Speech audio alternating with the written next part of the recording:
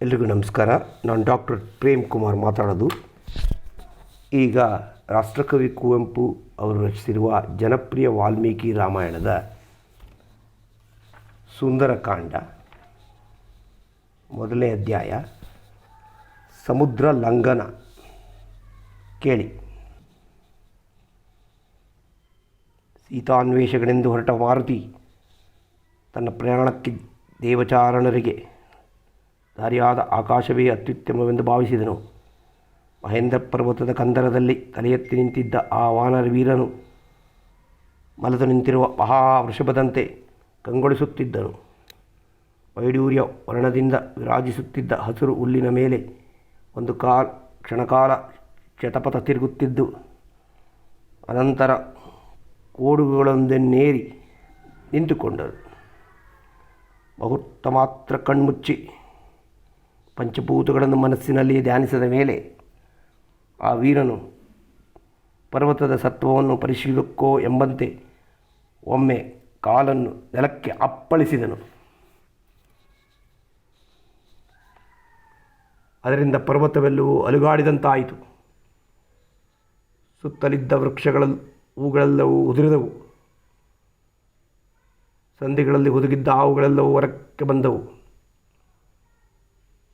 ದೂರದಲ್ಲಿ ನಿಂತಿದ್ದ ವಾನರರು ಈತನ ಸಾಮರ್ಥ್ಯವನ್ನು ಕಂಡು ಮನಸ್ಸಿನಲ್ಲಿಯೇ ನಡೆದರು. ಬೆಟ್ಟದ ನೆತ್ತೇರಿ ನಿಂತಿರುವ ಮತ್ತೊಂದು ಬೆಟ್ಟದಂತೆ ಬಹುದೂರದವರೆಗೆ ಆತನು ಕಾಣಬರುತ್ತಿದ್ದನು. ಆತನ ಆಕಾರವನ್ನು ನೀಲವನ್ನು ಕಂಡು ಮಹೇಂದ್ರ ಪರ್ವತದಲ್ಲಿದ್ದ ಋಷಿಗಳು ಆತನು ತನ್ನ ಕಾರ್ಯದಲ್ಲಿ ವಿಜಯಿಯಾಗಿನ ಸಂದೇಹವೇ ಇಲ್ಲವೆಂದು ಭಾವಿಸಿದರು. ಹನುಮಂತನು ಅಲ್ಲಿಂದ ಹಾರಲು ನಿಶ್ಚಯಿಸಿ ಒಮ್ಮೆ ಮೈಯನ್ನೊದರಿದನು. ಮೈ ಮೇಲಿದ್ದ ಕೂದಲುಗಳು ನಿಮಿರಿ ನೆಟ್ಟಗೆ ನಿಂತವು. ಬಾಲವು ಮೇಲಕ್ಕೆದ್ದು ನಿಂತು ಅದರ ತುದಿ ಗೋಡೆಯಂತಾಯಿತು. ಸಮುದ್ರದ ಅಲೆಗಳಂತಿದ್ದ ಬಾಹುಗಳೆರಡು ಮೇಲಕ್ಕೂ ಕೆಳಕ್ಕೂ ತೂಗಾಡಿದವು. ಚಿಮ್ಮುವ ಮೊದಲು ಕಾಲುಗಳನ್ನು ಭೂಮಿಗೆ ಬಲವಾಗಿ ಊರಿದುದರಿಂದ ಅವು ಸಂಕುಚಿತವಾದವು. ಕಣ್ಣು ಮುಚ್ಚಿ ತೆರೆಯುವಷ್ಟರಲ್ಲಿ ಮಹಾಧನಸ್ಸಿನಿಂದ ಹೊರಡುವ ದಿವ್ಯ ಮಾರ್ಗಣದಂತೆ ಹನುಮಂತನು ಆಕಾಶಕ್ಕೆ ನೆಗೆದನು. ರಾವಣನ ಮೇಲೆ ಪ್ರಯೋಗಿಸಿದ ಮೊಟ್ಟ ಮೊದಲನೇ ಬಾಣವೇ ಹನುಮಂತನೆಂಬಂತೆ ಕಾಣಿಸಿತು. ಆತನು ಹಾರಿದ ವೇಗಕ್ಕೆ ಬಿರುಗಾಳಿ ಎದ್ದು ಸುತ್ತಲಿನ ಮರಗಿಡಗಳು ಮುರಿದು ಬಿದ್ದವು. ಹೂಗಳು ಎಲೆಗಳು ಆ ವೇಗಕ್ಕೆ ಸಿಕ್ಕಿ ಆತನ ಹಿಂದೆಯೇ ಹಾರಿಹೋದವು. ಆತನನ್ನು ಸಾಗು ಕಳುಹುವುದಕ್ಕೂ ಎಂಬಂತೆ ಮೇಲೆದ್ದು ನಿಂತಿದ್ದ ಬಾಲವೇ ತನ್ನ ವಿಜಯಧ್ವಜದಂತೆ ಕಂಗೊಳಿಸುತ್ತಿರಲು ಆತನು ದಕ್ಷಿಣ ದಿಕ್ಕನ್ನು ಕುರಿತು ಪ್ರಯಾಣ ಹೊರಟನು. ಮೇಲೆ ವಿಸ್ತಾರವಾದ ನೀಲಗಗನ, ಕೆಳಗೆ ಅಪಾರವಾದ ಸಾಗರ. ಇವುಗಳ ನಡುವೆ ಅದ್ಭುತ ವೇಗದಿಂದ ಚಲಿಸುವ ವಾಯುಪುತ್ರವನ್ನು ನೋಡುವುದಕ್ಕಾಗಿ ದೇವಾನುದೇವತೆಗಳೆಲ್ಲರೂ ಅಂತರಿಕ್ಷದಲ್ಲಿ ನೆರೆದರು. ಜಲದೇವತೆಗಳೆಲ್ಲರೂ ಸಮುದ್ರದ ಮೇಲೆ ನೆರೆದರು. ಸ್ವತಃ ಸಮುದ್ರರಾಜನೇ ಆ ಮಹಾತ್ಮನ ಮಹಾಕಾರ್ಯವನ್ನು ಕಂಡು ಬೆಚ್ಚಿ ತನ್ನಲ್ಲಿ ಅಡಗಿದ್ದ ಮೈನಾಕ ಪರ್ವತವನ್ನು ಕುರಿತು, ಇಲೇ ಮೈನಾಕನೇ, ನೀರನ್ನು ಬಿಟ್ಟು ಮೇಲಕ್ಕೇಳು. ದುರ್ಬಲ ಕಾರ್ಯದಲ್ಲಿ ತೊಡಗಿರುವ ಆಂಜನೇಯನು ಕ್ಷಣಕಾಲ ನಿನ್ನಲ್ಲಿ ನಿಂತು ಆಯಾಸವನ್ನು ಕಳೆದುಕೊಳ್ಳಲಿ ಎಂದನು. ಆತನ ಅಪ್ಪಣೆಯಂತೆ ಮೈನಾಕನು ತನ್ನ ಸುವರ್ಣ ಶಿಖರಗಳೊಡನೆ ನೀರಿನಿಂದ ಮೇಲಕ್ಕೆದ್ದು ಹನುಮಂತನ ದಾರಿಗೆ ಅಡ್ಡವಾಗಿ ನಿಂತನು. ಇದನ್ನು ಕಂಡು ಹನುಮಂತನಿಗೆ ತನ್ನ ಗಮನಕ್ಕೆ ಇದೇನೋ ಒಂದು ಅಡ್ಡಿ ಬಂದಿದೆ ಎಂದು ಭಾಸವಾಯಿತು. ಒಮ್ಮೆ ತನ್ನ ಎದೆಯಿಂದ ವೇಗವಾಗಿ ಹಾದು ಅದನ್ನು ಕೆಳಗೆ ತಾಡಿಸಿದನು. ಕೆಳಕ್ಕೆ ಬಿದ್ದರೂ ಮೈನಾಕನಿಗೆ ಮಾರುತಿಯ ಪರಾಕ್ರಮವನ್ನು ಕಂಡು ಅತಿಶಯ ಆನಂದವಾಯಿತು. ಆದ್ದರಿಂದ ಆತನನ್ನು ಕುರಿತು, ಪೂಜ್ಯನೇ ಸಮುದ್ರರಾಜನು, ನಾನು ನಿನ್ನ ಹಿತವನ್ನೇ ಕೋರತಕ್ಕವರು. ಆದ್ದರಿಂದ ಸಮುದ್ರರಾಜನ ಅಪ್ಪಣೆಯಂತೆ ನೀನು ವಿಶ್ರಾಂತಿಗಾಗಿ ನಾನು ನಿನ್ನ ಎದುರಿಗೆ ನಿಂತೆ. ಅಲ್ಲದೆ ನಿನ್ನ ತಂದೆಯಾದ ವಾಯುದೇವನಿಗೆ ನಾನು ಚಿರಋಣಿ. ಹಿಂದೆ ಇಂದ್ರನು ಬೆಟ್ಟಗಳ ರೆಕ್ಕೆಗಳನ್ನೆಲ್ಲ ಕತ್ತರಿಸುತ್ತಿದ್ದಾಗ ನಾನು ನಿನ್ನ ತಂದೆಯ ದೇಹದಿಂದ ಹಾರಿ ಬಂದು ಈ ಸಮುದ್ರದಲ್ಲಿ ಅಡಗಿಕೊಂಡೆ. ನನ್ನ ಪ್ರಾಣವನ್ನು ಉಳಿಸಿದ ಆತನು ನನ್ನ ತಂದೆ ಇದ್ದಂತೆ. ಆ ಮೂಲಕ ನೀನು ನನಗೆ ಸೋದರನಂತಾಯಿತು. ದಯವಿಟ್ಟು ನನ್ನ ಆತಿಥ್ಯವನ್ನು ಸ್ವೀಕರಿಸಿ ಮುಂದಕ್ಕೆ ಪ್ರಯಾಣ ಬೆಳೆಸು ಎಂದು ಪ್ರಾರ್ಥಿಸಿದನು. ಅದಕ್ಕೆ ಹನುಮಂತನು ಕಾರ್ಯಗೌರವದಿಂದ ತನಗೆ ಈಗ ವ್ಯವಧಾನವಿಲ್ಲವೆಂದು ತಿಳಿಸಿ ಲಂಕೆಯಿಂದ ಹಿಂತಿರುಗಿ ಬರುವಾಗ ಆತನ ಆತಿಥ್ಯವನ್ನು ಸ್ವೀಕರಿಸುವುದಾಗಿ ಮಾತುಕೊಟ್ಟು ಪ್ರಯಾಣವನ್ನು ಮುಂದುವರಿಸಿದನು. ಒಂದಕ್ಕೆ ಪ್ರಯಾಣ ಹೊರಟ ಹನುಮಂತನು ಕ್ಷಣಮಾತ್ರದಲ್ಲಿ ಮೈನಾಕ ಪರ್ವತದಿಂದ ಕಣ್ಮರೆಯಾಗಿ ಹೊರಟು ಹೋದನು. ಕ್ಷಣಕ್ಕೂ ಆತನ ವೇಗ ಹೆಚ್ಚುತ್ತಿತ್ತು. ಆಯಾಸವೆಂದರೆ ಏನೆಂಬುದೇ ಆತನಿಗೆ ಗೊತ್ತಿಲ್ಲವೆಂದು ತೋರುತ್ತದೆ. ಅಗೋ ಮತ್ತೆ ಅದೇನು, ಸಮುದ್ರ ಮಧ್ಯದಿಂದ ಘೋರವಾದ ರಾಕ್ಷಸಾಕಾರವೊಂದು ಮೇಲಕ್ಕೇಳುತ್ತಿದೆ. ಹೌದು, ದೇವತೆಗಳು ಹನುಮಂತನ ಸತ್ವವನ್ನು ಪರೀಕ್ಷಿಸಬೇಕೆಂದು ಸುರಸೆ ಎಂಬ ಪನ್ನಗ ಮಾತೆಯನ್ನು ಆತನನ್ನು ತಡೆಯಲು ಕಳುಹಿಸಿದ್ದಾರೆ. ಅವಳು ಅತಿ ವಿಕಾರವಾದ ರೂಪದಿಂದ ಮಾರುತಿಯನ್ನು ಅಡ್ಡಗಿಸಿ ದೊಡ್ಡ ಕಮರಿಯಂತಿದ್ದ ತನ್ನ ಬಾಯನ್ನು ತೆರೆದು ಅವನನ್ನು ನುಂಗುವಂತೆ ಬರುತ್ತಿದ್ದಾಳೆ. ಅವಳು ಹನುಮಂತನನ್ನು ಕುರಿತು, ಎಲೆ ವಾನರನೇ, ದೇವತೆಗಳು ನಿನ್ನನ್ನು ನನಗೆ ಆಹಾರವಾಗಿ ತೋರಿಸಿದ್ದಾರೆ. ನಾನು ನಿನ್ನನ್ನು ಭಕ್ಷಿಸಬೇಕು. ನನ್ನ ಬಾಯಿಯನ್ನು ಪ್ರವೇಶಿಸು ಎಂದಳು. ಹನುಮಂತನು ತನ್ನ ಕಾರ್ಯಗೌರವದಿಂದ ಆಕೆಗೆ ವಿವರಿಸಿ ಹೇಳಿ ತನ್ನ ಕಾರ್ಯ ಸಾಧನೆಯಾದ ಮೇಲೆ ಹಿಂತಿರುಗಿ ಬರುವಾಗ ಅವಳು ಎಷ್ಟರಿಂದ ನಡೆದುಕೊಳ್ಳುವುದಾಗಿ ತಿಳಿಸಿ ತನ್ನನ್ನು ಸದ್ಯಕ್ಕೆ ತೊಂದರೆ ಪಡಿಸಕೂಡದೆಂದು ಕೈಮುಗಿದು ವಿನಯದಿಂದ ಬೇಡಿಕೊಂಡನು. ಆದರೆ ಸುರಸೆ ಇದಕ್ಕೊಪ್ಪಲಿಲ್ಲ. ಆದ್ದರಿಂದ ಹನುಮಂತನು ಅವಳ ಬಾಯಿಗೆ ಅಡಬಡದಷ್ಟು ಎತ್ತರವಾಗಿ ಬೆಳೆದು ನಿಂತನು. ಅದನ್ನು ಕಂಡು ಸುರಸೆ ತನ್ನ ಬಾಯನ್ನು ಹಿಗ್ಗಲಿಸಿದಳು. ಹನುಮಂತ 10 ಯೋಜನೆ ಬೆಳೆದರೆ ಅವಳ ಬಾಯಿ 20 ಯೋಜನೆಯಷ್ಟು ವಿಸ್ತಾರವಾಗುವುದು. ಆತನ ದೇಹ 30 ಯೋಜನೆಯಷ್ಟು ಬೆಳೆದರೆ ಅವಳ ಬಾಯಿ 40 ಯೋಜನೆಯಷ್ಟು ಹಿಗ್ಗಿಸುವುದು. ಇವಳನ್ನು ನಿಗ್ರಹಿಸಲು ಪ್ರಯತ್ನಿಸಿದರೆ ತನ್ನ ಕಾರ್ಯ ವಿಳಂಬವಾಗುವುದೆಂಬುದೆಂದುಕೊಂಡು ಮಾರುತಿ ಪಕ್ಕನೆ ಅಂಗುಷ್ಟ ಪ್ರಮಾಣಕ್ಕೆ ತನ್ನ ದೇಹವನ್ನು ಕುಗ್ಗಿಸಿಕೊಂಡು ಅವಳು ತನ್ನ ದೇಹವನ್ನು ಕುಗ್ಗಿಸಿಕೊಳ್ಳುವುದರೊಳಗಾಗಿಯೇ ಅವಳ ಬಾಯಲ್ಲಿ ಹೊಕ್ಕು ಹೊರಗೆ ಬಂದನು. ಅನಂತರ ಆತನು ಸುರಸೆಯನ್ನು ಕುರಿತು, ಎಲೆ ರಾಕ್ಷಸಿಯೇ, ನನ್ನ ಬಾಯಿಯನ್ನು ಪ್ರವೇಶಿಸು ಎಂದು ಹೇಳಿದಂತೆ ಇದೋ ಪ್ರವೇಶಿಸಿ ಹೊರಬಂದಿದ್ದೇನೆ. ಇನ್ನು ನನ್ನನ್ನು ಬಿಡು, ಸ್ವಾಮಿ ಕಾರ್ಯಕ್ಕೆ ವಿಳಂಬವಾಗುವುದು ಎಂದನು. ಆತನ ಧೈರ್ಯವನ್ನು ಜಾಣ್ಮೆಯನ್ನು ಕಂಡು ಸುರಸೆಗೆ ಆನಂದವಾಯಿತು.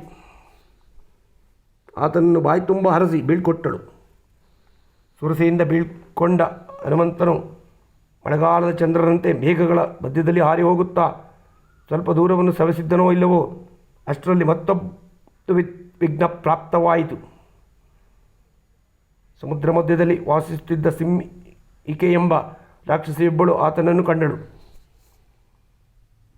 ಮೇಲೆ ಸಂಚರಿಸುವ ಪ್ರಾಣಿಗಳ ನೆರಳಿನಿಂದಲೇ ಅವುಗಳ ಚಲನೆಯನ್ನು ತಡೆದು ನಿಲ್ಲಿಸಿ ಅವುಗಳನ್ನು ತನ್ನ ಹೊಟ್ಟೆಗೆ ಹಾಕಿಕೊಳ್ಳುವುದು ಆ ರಾಕ್ಷಸಿಯ ನಿತ್ಯಕ್ರಮ.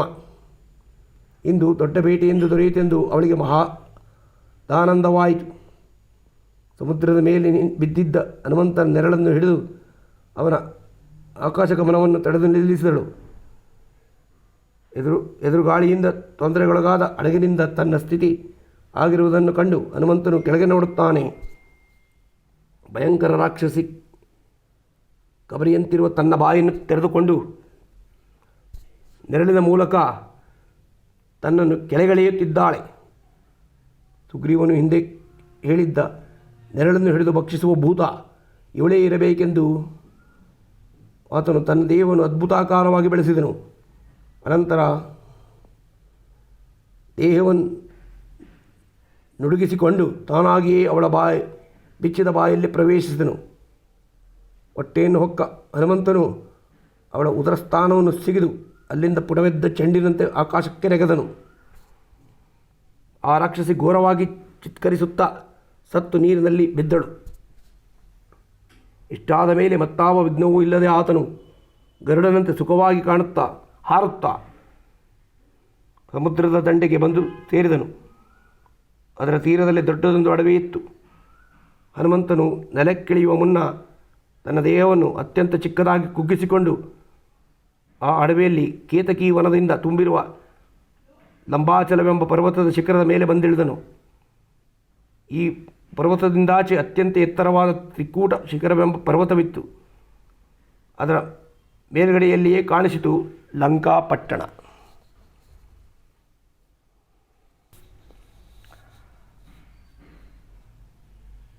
ಅಧ್ಯಾಯ 2 ಲಂಕಾ ಪ್ರವೇಶ.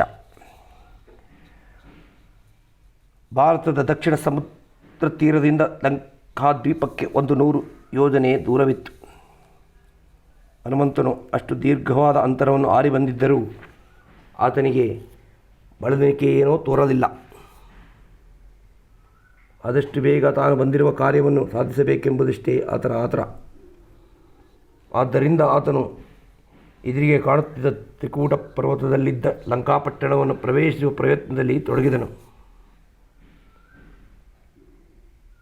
ಲಂಬಾಚಲಕ್ಕೂ ತ್ರಿಕೂಟ ಶಿಖರಕ್ಕೂ ಮಧ್ಯೆ ನಿಸರ್ಗ ಶೋಭೆ ಕಣ್ಣು ಕೋರೈಸುವಂತಿತ್ತು. ನೆಲವೆಲ್ಲವೂ ಹಸಿರು ಹುಲ್ಲಿನಿಂದ ತುಂಬಿತ್ತು. ಅಲ್ಲಲ್ಲಿ ದೊಡ್ಡ ದೊಡ್ಡ ಕಲ್ಲು ಬಂಡೆಗಳು, ಅವುಗಳ ಪಕ್ಕದಲ್ಲಿ ಗಗನಚುಂಬಿತವಾದ ವೃಕ್ಷಗಳು, ಹೂಗಿಡಗಳಿಂದ ತುಂಬಿದ ರಮ್ಯವಾದ ಉದ್ಯಾನಗಳು, ಮಧ್ಯೆ ಮಧ್ಯೆ ತಿಳಿನೀರಿನಿಂದ ತುಂಬಿದ ಕೊಳಗಳು. ಮಾರುತಿ ಇವೆಲ್ಲವನ್ನು ನೋಡುತ್ತಾ ಆನಂದ ಪಡುತ್ತಾ ತ್ರಿಕೂಟ ಪರ್ವತವನ್ನು ಸಮೀಪಿಸಿದನು. ಅಲ್ಲಲ್ಲೇ ದೊಡ್ಡ ದೊಡ್ಡ ಕಲ್ಲು ಬಂಡೆಗಳು, ಅವುಗಳ ಪಕ್ಕದಲ್ಲಿ ಗಗನಚುಂಬಿತವಾದ ವೃಕ್ಷಗಳು, ಹೂಗಿಡಗಳಿಂದ ತುಂಬಿದ ರಮ್ಯವಾದ ಉದ್ಯಾನಗಳು, ಮಧ್ಯೆ ಮಧ್ಯೆ ತಿಳಿನೀರಿನಿಂದ ತುಂಬಿದ ಕೊಳಗಳು.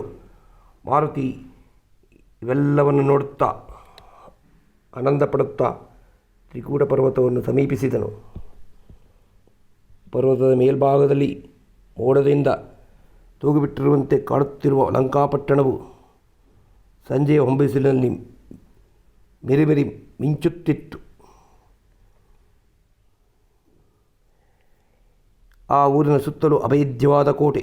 ಆ ಕೋಟೆಯ ಮೇಲೆ ಶಸ್ತ್ರಸಜ್ಜಿತರಾದ ಯೋಧರು ಎಳೆಬಿಡದ ಕಾವಲು ತಿರುಗುತ್ತಿದ್ದಾರೆ. ಸಮುದ್ರ ಮಧ್ಯದಲ್ಲಿರುವ ಆ ದ್ವೀಪದಲ್ಲಿ ಅಂತಹ ಅಭೇದ್ಯವಾದ ಕೋಟೆಯಲ್ಲಿ ಆ ಬಗೆಯಾದ ಕಾವಲಿರುವಾಗ ಶೂರನಾದ ರಾವಣನನ್ನು ಗೆಲ್ಲುವುದು ಸಾಧ್ಯವೇ ಎನಿಸಿತು ಹನುಮಂತನಿಗೆ. 100 ಯೋಜನೆ ವಿಸ್ತಾರವಾದ ಸಮುದ್ರವನ್ನು ಹಾರುವಂತಹ ಶೂರರು ಎಷ್ಟು ಜನರಿದ್ದಾರೆ? ಹಾಗೆ ಹಾರಿ ಬಂದರೂ ಈ ಕೋಟೆಯನ್ನು ಭೇದಿಸಿಕೊಂಡು ಒಳನುಗ್ಗಿ ಶೂರನಾದ ರಾವಣನೊಡನೆ ಯುದ್ಧ ಮಾಡಬಲ್ಲವರಾರು? ಹನುಮಂತನು ಕ್ಷಣಮಾತ್ರ ಯೋಚನೆಯಲ್ಲಿ ಮುಳುಗಿದ್ದನು. ಅದರ ಮರುಕ್ಷಣದಲ್ಲಿಯೇ ಅದೆಲ್ಲ ಆಲೋಚನೆ ಈಗೇಕೆ? ಮೊದಲು ಸೀತಾದೇವಿ ಬದುಕಿರುವಳೋ ಇಲ್ಲವೋ, ಬದುಕಿದ್ದರೆ ಎಲ್ಲಿರಬಹುದು ಎಂಬುದನ್ನು ತಿಳಿದುಕೊಳ್ಳುತ್ತೇನೆ ಎಂದುಕೊಂಡನು. ಸ್ವಸ್ವರೂಪದಿಂದ ಆತನು ಲಂಕಾಪಟ್ಟಣವನ್ನು ಪ್ರವೇಶಿಸಲು ಸಾಧ್ಯವಿರಲಿಲ್ಲ. ಏನಿದ್ದರೂ ಕಾವಲುಗಾರರನ್ನು ವಂಚಿಸಿ ಕೋಟೆಯನ್ನು ಪ್ರವೇಶ ಮಾಡಬೇಕು. ಅದಕ್ಕಾಗಿ ಆತನು ತನ್ನ ದೇಹವನ್ನು ಕುಗ್ಗಿಸಿಕೊಂಡನು. ಕೇವಲ ಒಂದು ಬೆಕ್ಕಿನಷ್ಟು ಗಾತ್ರವಾಯಿತು ಅವನ ದೇಹ. ಸೂರ್ಯನು ಮುಳುಗುವುದನ್ನು ಕಾಯುತ್ತಿದ್ದು ಕತ್ತಲಾದ ಮೇಲೆ ಗೋಡೆಯ ಸಮೀಪದಲ್ಲಿಯೇ ನಡೆಯುತ್ತಾ ಪ್ರವೇಶಕ್ಕೆ ಮಾರ್ಗವನ್ನು ಹುಡುಕುತ್ತಿದ್ದನು. ಹೀಗೆ ಹುಡುಕುತ್ತಿರಲು ಕೋಟೆಯ ಉತ್ತರ ದಿಕ್ಕಿಗೆ ಹೆಬ್ಬಾಗಿಲು ಕಾಣಿಸಿತು. ಚಿನ್ನದಿಂದ ಮಾಡಿದ್ದ ಆ ಬಾಗಿಲುಗಳನ್ನು, ರತ್ನ ಖಚಿತವಾಗದ ಬಾಗಿಲು ವಾಡಗಳನ್ನು, ವಜ್ರ ವೈಡೂರ್ಯಗಳಿಂದ ತುಂಬಿದ ಮೆಟ್ಟಿಲುಗಳನ್ನು ನೋಡಿ ಆಶ್ಚರ್ಯಪಡುತ್ತಾ ಆತನು ಕೋಟೆಯೊಳಗೆ ಪ್ರವೇಶಿಸಲು ಹವಣಿಸುತ್ತಿದ್ದನು. ಕೋಟೆಯಲ್ಲಿ ಕಾಲಿಡಬೇಕೆಂದು ಹೆಜ್ಜೆ ಎತ್ತುವಷ್ಟರಲ್ಲಿ ಆತನ ಎದುರಿಗೆ ಭಯಂಕರಳಾದ ರಾಕ್ಷಸಿಯೊಬ್ಬಳು ಕಾಣಿಸಿಕೊಂಡಳು. ಸಿಡಿಲಿನಂತಹ ಗಡಿಸುವುದನ್ನೆಲ್ಲಿ ಆ ಲಂಕಿಣಿ ಹನುಮಂತನನ್ನು ಗದರಿಸುತ್ತಾ, ಎಲೆ ಕಾಡು ಪಾಪಿ, ಕಾಡು ಕಪಿ, ನೀನು ಯಾರು? ಇಲ್ಲಿಗೆ ಏಕೆ ಬಂದೆ? ನಾನು ನಿನ್ನನ್ನು ಸಂಹರಿಸೋಕ್ಕೆ ಮುಂಚೆಯೇ ಈ ವಿಚಾರವನ್ನಷ್ಟು ಯಥಾರ್ಥವಾಗಿ ತಿಳಿಸಿಬಿಡು ಎಂದಳು. ವೀರನಾದ ಮಾರುತಿ ಅವಳ ಮಾತನ್ನು ಕೇಳಿ ನಗುತ್ತಾ, ಎಲೆ ವಿಕಾರ ಸ್ವರೂಪಳೆ, ನನ್ನ ವಿಚಾರವನ್ನು ಕೇಳುವ ಮೊದಲು ನೀನಾರೆಂಬುದನ್ನು ತಿಳಿಸು. ನನ್ನ ಪಾಡಿಗೆ ನಾನು ಪ್ರವೇಶ ಮಾಡುತ್ತಿರಲು ನನ್ನನ್ನು ನೀನೇಕೆ ತಡೆಯುತ್ತಿರುವೆ? ಅದನ್ನು ಕೇಳಿ ಆಮೇಲೆ ನನ್ನ ಸಮಾಚಾರವನ್ನು ತಿಳಿಸುತ್ತೇನೆ ಎಂದನು. ಅವನ ಮಾತುಗಳಿಂದ ಲಂಕಿಣಿಗೆ ಕೋಪ ಕೆರಳಿತು. ಕ್ರೋಧದಿಂದ ಕೆಂಪಾದ ತನ್ನ ಕಣ್ಣುಗಳಿಂದ ಹನುಮಂತನು ಸುಟ್ಟು ಬಿಡುವಂತೆ ದುರ್ಗುಟ್ಟು ನೋಡುತ್ತಾ, ಎಲ್ಲವೋ ವಾನರಾಧಮ, ನಾನು ಯಾರೆಂಬುದನ್ನು ಕೇಳು. ನಾನು ರಾವಣೇಶ್ವರನ ಆಜ್ಞಾಧಾರಕಳು. ಈ ನಗರವನ್ನು ಸಂರಕ್ಷಿಸಲನ್ನೇ ಆತನು ನನ್ನನ್ನು ನೇಮಿಸಿರುವನು. ಆ ಪಟ್ಟಣಕ್ಕೆ ಅಧಿಪತಿಯಾದ ಲಂಕಾದೇವಿಯು ನಾನು. ನನ್ನನ್ನು ಗೆದ್ದು ಈ ಊರನ್ನು ಪ್ರವೇಶಿಸುವು ನಿನ್ನಂಥ ಹುಲುಗೋಡಗಕ್ಕೆ ಆಗ ಹೋಗದೆ ಕೆಲಸ ಎಂದಳು. ತನ್ನ ಎದುರಿಗೆ ನಿಂತಿರುಳು ಸ್ವತಃ ಲಂಕಾದೇವತೆ ಎಂಬುದನ್ನು ಕೇಳಿದಾಗಲೂ ಹನುಮಂತನ ಧೈರ್ಯ ಕಲಕಲಿಲ್ಲ. ಆತನು ಆಕೆಯನ್ನು ಕುರಿತು, ದೇವಿ, ಸುಂದರವಾದ ಈ ಪಟ್ಟಣವನ್ನು ಕಣ್ತುಂಬ ನೋಡಬೇಕೆಂಬ ಆಸೆ ನನಗೆ ಒಮ್ಮೆ ಊರನ್ನೆಲ್ಲ ಸುತ್ತಿಕೊಂಡು ಬರುತ್ತೇನೆ ಎಂದಳು. ಆದರೆ ಲಂಕಾದೇವಿ ಅದಕ್ಕೆ ಒಪ್ಪಲಿಲ್ಲ. ನನ್ನನ್ನು ಜಯಿಸದೆ ರಾವಣ ರಕ್ಷಿತವಾದ ಈ ಪುರವನ್ನು ಪ್ರವೇಶಿಸುವುದು ಅಸಾಧ್ಯವೆಂದು ಮತ್ತೆ ಆತನಿಗೆ ತಿಳಿಸಿದಳು. ಆದರೂ ಆತನು, ಎಲೆ ಭದ್ರೆ, ನೀನು ನನ್ನನ್ನು ಸಂಶಯ ಪಡಬೇಡ. ಒಮ್ಮೆ ಊರನ್ನೆಲ್ಲ ನೋಡಿದ ಬಳಿಕ ಬಂದ ಹಾದಿಯಲ್ಲಿ ಹಿಂತಿರುಗಿ ಹೋಗುತ್ತೇನೆ. ಅಷ್ಟು ಅವಕಾಶ ಮಾಡಿಕೊಟ್ಟರೆ ಸಾಕು ಎಂದು ಕೇಳಿಕೊಂಡನು. ಆತನ ಮೃದುನಿಗಳು ಲಂಕಾದೇವಿಯನ್ನು ಒಲಿಸಲಾರದೆ ಹೋದವು.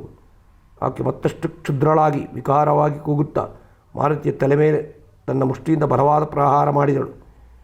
ಆ ಪೆಟ್ಟು ಬಿದ್ದೊಡನೆಯೇ ಆತನ ಸಮಾಧಾನ ಆರಿಹೋಯಿತು. ಎಡಗೈ ಮುಷ್ಟಿಯಿಂದಲೇ ಒಮ್ಮೆ ಲಂಕಾದೇವಿಯ ನೆತ್ತಿಯ ಮೇಲೆ ಗುದ್ದಿದನು. ಆ ಪೆಟ್ಟನ್ನು ತರಹರಿಸಲಾರದೆ ಆಕೆ ಜರ್ಜರಿತ ಶರೀರಳಾಗಿ ನೆಲದ ಮೇಲೆ ಬಿದ್ದಳು. ಆಕೆಯ ಕೆಚ್ಚೆಲ್ಲವೂ ಅಲ್ಲಿಗೆ ಅಡಗಿ ಹೋಯಿತು. ಕೋತಿಯಿಂದ ನಾನು ಸೋತದ್ದರಿಂದ ರಾವಣನ ಅಧೋಗತಿ ಆರಂಭವಾದೆಂದು ಹಿಂದೆ ಬ್ರಹ್ಮನು ನನಗೆ ಹೇಳಿದ ಮಾತು ಈಗ ಆಕೆಗೆ ಜ್ಞಾಪಕ ಬಂದಿತು.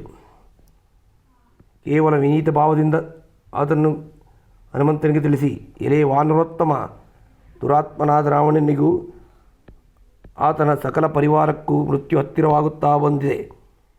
ಇಗೋ, ಯಥೇಚ್ಛವಾಗಿ ಊರಿನೊಳಗೆ ಪ್ರವೇಶ ಮಾಡು. ನೀನು ಯಾವ ಕಾರ್ಯವನ್ನು ಮಾಡಬೇಕೆಂದೆಣಿಸುವೆಯೋ ಅದನ್ನು ಅಗತ್ಯವಾಗಿ ನಡೆಸು. ಯಾವ ಅಡಚಣೆಯೂ ಇಲ್ಲದೆ ಎಲ್ಲೆಡೆಗಳಿಗೆ ಸಂಚರಿಸಿ ಪತಿವ್ರತಾ ಶಿರೋಮಣಿಯಾದ ಜನಕನಂದಿನಿಯನ್ನು ಹುಡುಕುವವನಾಗು ಎಂದಳು. ವಿಘ್ನ ನಿವಾರಣೆಯಿಂದ ಉತ್ಸಾಹಗೊಂಡ ಹನುಮಂತನು ಕೋಟೆಯ ಗೋಡೆಯನ್ನು ಹಾರಿ ಲಂಕಾಪಟ್ಟಣಕ್ಕೆ ಒಳ ಇಳಿದನು.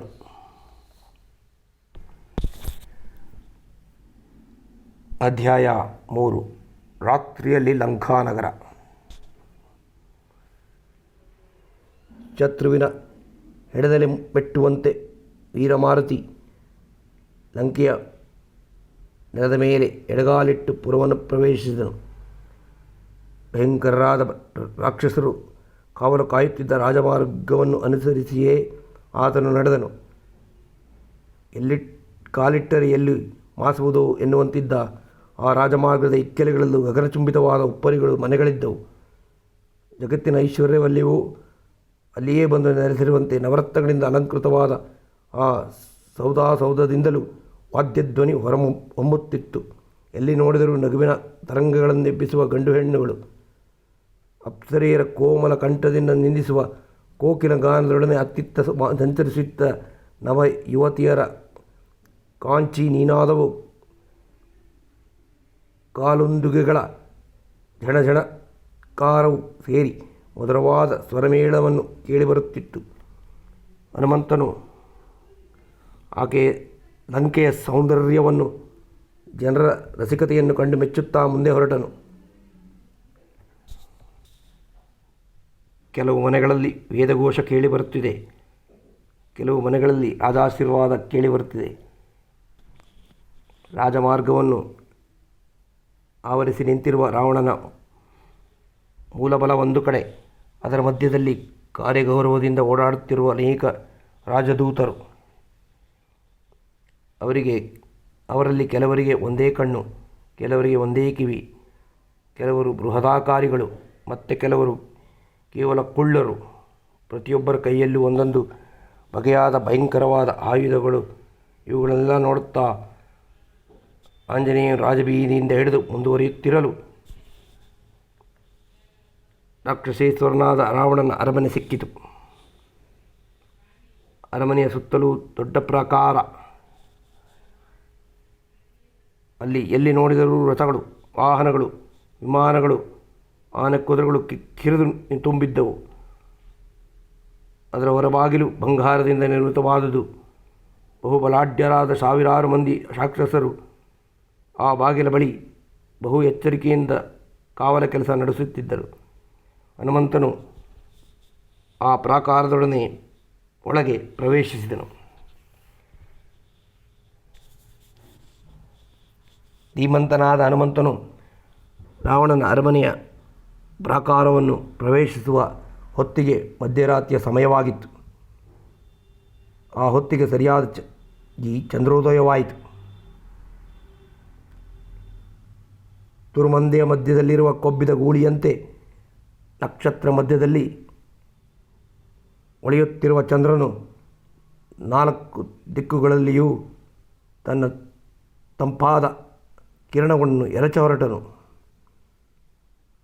ಸರೋವರದ ಮಧ್ಯದಲ್ಲಿನ ಕಮಲದಂತೆ ಗಗನ ಮಧ್ಯದಲ್ಲಿ ಬೆಳಗುತ್ತಿದ್ದ ಆ ಚಂದ್ರನು ಹನುಮಂತನ ಕಣ್ಣಿಗೆ ರಜತ ಪಂದರದಲ್ಲಿ ರಾರಾಜಿಸುತ್ತಿರುವ ರಾಜಹಂಸದಂತೆಯೂ, ಮಂದರ ಪರ್ವತದ ಸುಂದರ ಪ್ರಾಂತದಲ್ಲಿ ನಿಂತಿರುವ ಸಿಂಹದಂತೆಯೂ, ಮದಗದ ಮೇಲೆ ಕುಳಿತಿರುವ ಮಾವಟಿಗನಂತೆಯೂ ಭಾಸವಾದನು. ಸಿಂಹಾಸನವನ್ನೇರಿದ ರಾಜನಂತೆ ಉಲ್ಲಾಸವನ್ನು ಎಲ್ಲೆಡೆಯಲ್ಲಿಯೂ ಬೀರುತ್ತಿರುವ ಚಂದ್ರನನ್ನು ಕಾಣುತ್ತಲೇ ಕತ್ತಲೆ ಎತ್ತಲೋ ಆರಿಹೋಯಿತು.